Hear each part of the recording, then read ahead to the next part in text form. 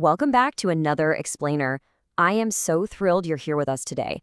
We're going to do something kind of cool, something intensely focused. We're putting a single, profoundly dense sentence about human behavior right under the microscope.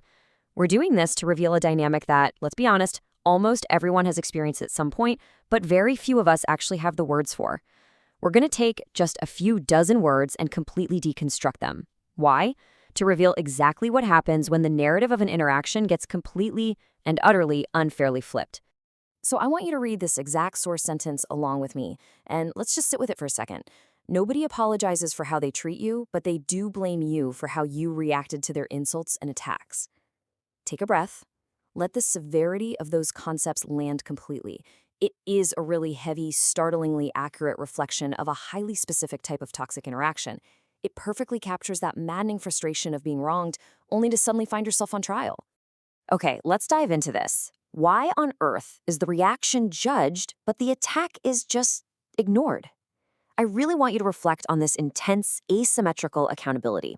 Think about a time when this has happened to you. How is it that the original harm gets completely swept under the rug, while the response to that harm, your response, is suddenly the subject of intense scrutiny and judgment? Well, this is the core asymmetry we're going to break down piece by piece today. To truly understand how this happens, we have to look at a concept called reflexivity. Reflexivity is basically a circular relationship between cause and effect, where the reaction loops back to become the primary focus. We aren't just talking about a simple linear event here, where A causes B. No, we're talking about a manipulated structure where event B, your reaction, loops back to become the entire focus, effectively erasing event A from the record. And why does this matter? Because if you don't recognize the reflexive nature of this argument, you're going to spend all your energy defending your reaction instead of pointing right back to the original cause. All right, let's get into section 1, the anatomy of an attack. Let's break this down chronologically to see exactly how this trap is set. The source text specifically points to how they treat you and the insults and attacks. I really want you to notice that word you. This is an abstract theory. This is about a visceral, lived experience. When someone initiates an interaction with poor treatment, an insult, or a direct attack aimed at you, well, that's an objective breach of boundaries. It's the undeniable, factual starting point of the timeline.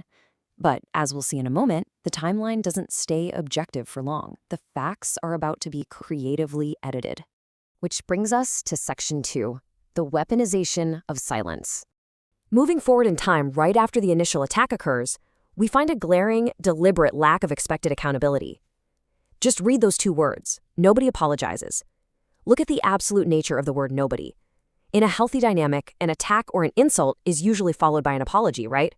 There's a recognition of fault, a balancing of the scales. But here, the silence is absolutely deafening. Silence in this context isn't just the absence of sound. Actually, scratch that. It's an active erasure of reality. It's literally a weapon. By actively choosing to withhold accountability, the toxic omission of an apology sets the stage perfectly for the narrative to be rewritten entirely. So moving on to section 3, the shift of blame. Now, what's really interesting here is this is where the magic trick happens. The lens shifts forcefully away from the instigator and squarely onto the victim, and the whole narrative gets flipped upside down. Notice the jarring disconnect happening here. Over on side A, we have the instigator's action, how they treat you, the insults and attacks. Then on side B, we have your reaction, how you reacted, which is now the blamed response.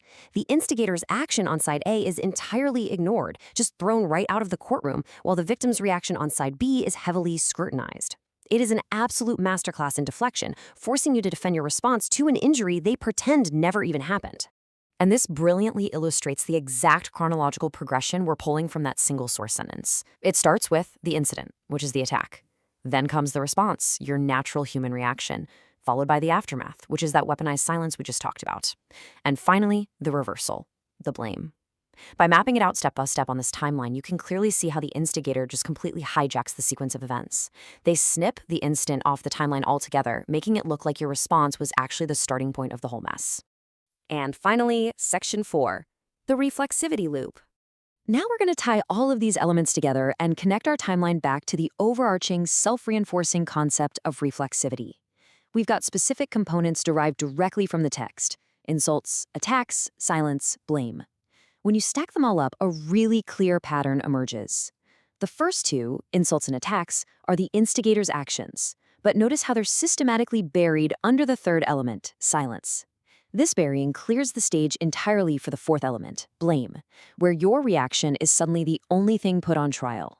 So the absolute crucial point here is that the instigator uses your response to their bad behavior to retroactively justify their bad behavior.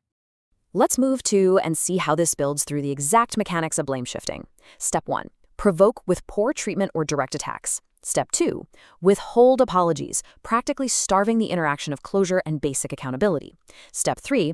Judge the reaction. For those of us who value structure and fairness, this is deeply destabilizing. It's manufactured chaos. The trap is sprung. The original provocation is wiped off the record, and the emotional response of the person attacked becomes the newly established problem that needs to be fixed. Look at this single word extracted from the very middle of our source sentence. But. Nobody apologizes for how they treat you, but they do blame you. That tiny conjunction, it's the exact hinge point of the entire dynamic. It is literally the fulcrum on which accountability is ironically and unfairly inverted. Everything before the but gets completely dismissed by the instigator. Everything after the but becomes your fault. That's an incredible amount of psychological heavy lifting being done by a three-letter word. Wouldn't you agree? Which leaves us with one final, incredibly important question to ponder. How do you break a cycle where silence replaces apologies and your reactions attract all the blame? Understanding this concept of reflexivity, seeing the machinery of the blame shift laid bare is the first absolutely critical step.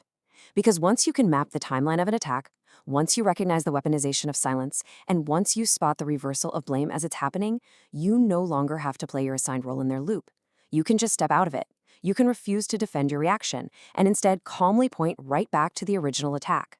Thank you so much for joining me on this explainer. Keep analyzing the structures of the interactions around you, keep using knowledge to empower yourself, and I'll see you next time.